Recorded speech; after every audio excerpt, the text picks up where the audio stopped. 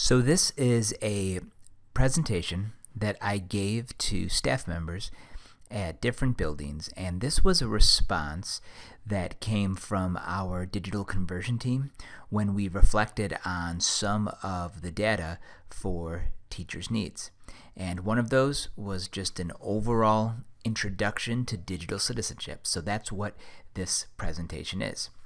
The first thing that I did is I really focused on the video from Common Sense Media.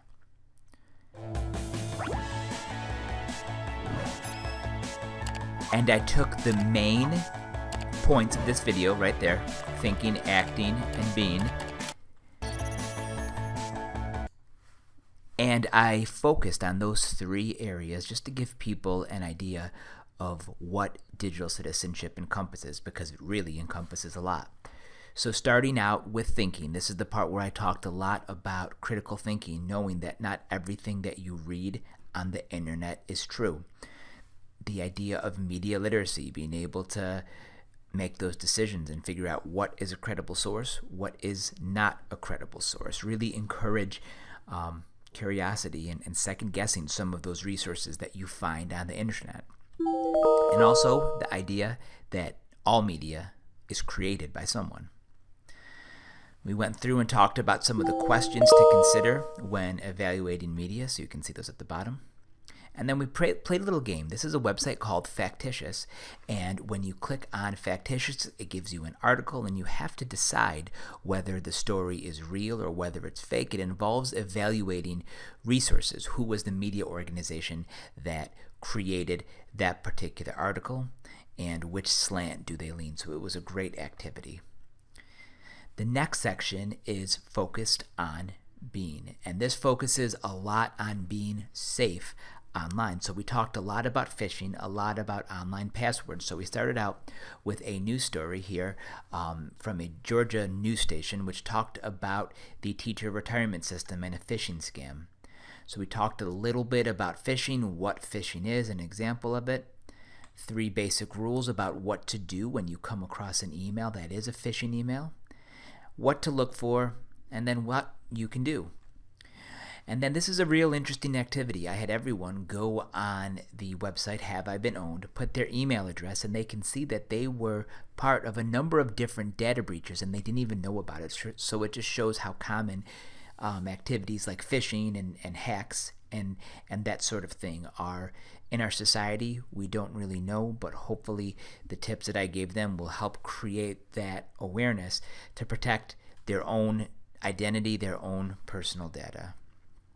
And finally, just some helpful practices which comes from our Regional Information Center here in New York.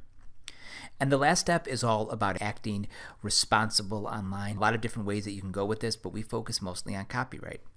Talked a little bit about what copyright is and the fact that a lot of us are violating copyright without really knowing this. I showed an article, had everyone read this article, which focuses on a school in Texas where they were forced to pay millions of dollars in a copyright lawsuit for inappropriate and illegal use of copyrighted work. And then I created this video. It's an introduction to Creative Commons.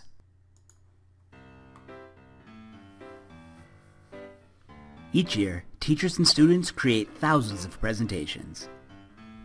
Each of those presentations use photos, videos, and other types of media. But much of that media comes from the internet, and unfortunately, a lot of it is copyrighted. Just because you can Google an image or video doesn't mean that you have the legal right to use it in your work. In fact, many of the first images returned in a Google search are actually copyrighted. That means it's work that someone else created, and the owner can legally assign who and who can't use it. It's important not to use copyrighted material. First, we want to respect the rights of other creators. And second, we don't want one of those creators to take us to court for using one of their images. Who needs that? So how do you find images that you can use for presentations that aren't copyrighted?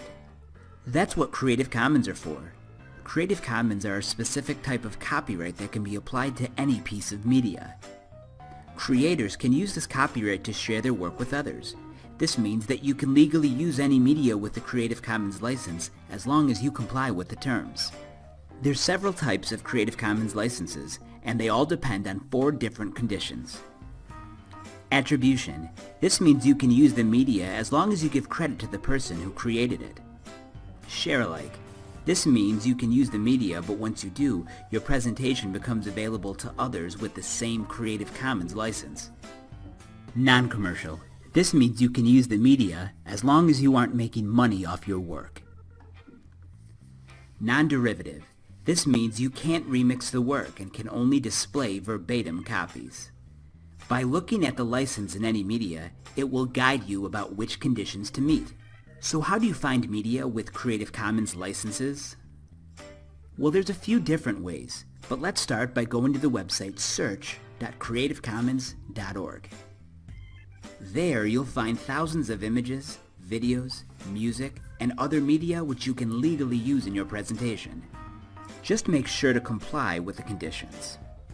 Be a good digital citizen.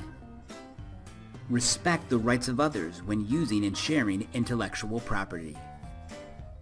Next time you create a presentation, search for media with a Creative Commons license. And then finally, we concluded by talking about some other sites where you can locate Creative Commons media. And that wrapped up the presentation on digital citizenship. I thought it was an effective way to introduce the very basic, starting out elementary components of what digital citizenship is. And my hope is that bringing this to the attention of some of our staff or my students will help facilitate some conversations down the line.